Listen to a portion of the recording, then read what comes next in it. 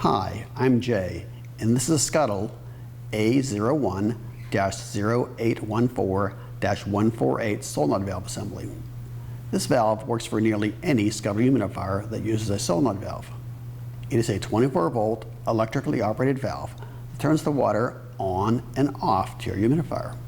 Included in the kit are brass fittings, a hose, a strainer screen, an electric solenoid valve, an orifice, and a mounting plate. The number of pieces in this kit that you will use will vary based upon which model humidifier you have.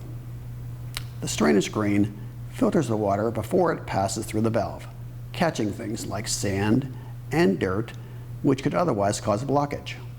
Voltage is the only important value listed on the valve itself. Other specifications, such as orifice size, vary based on the production year, but do not affect the operation of the valve. On some of the newer versions of this kit, the valve body is stamped 1 for outlet and 2 for inlet. The strainer screen should be replaced every 3 years to maintain the correct water flow into your humidifier.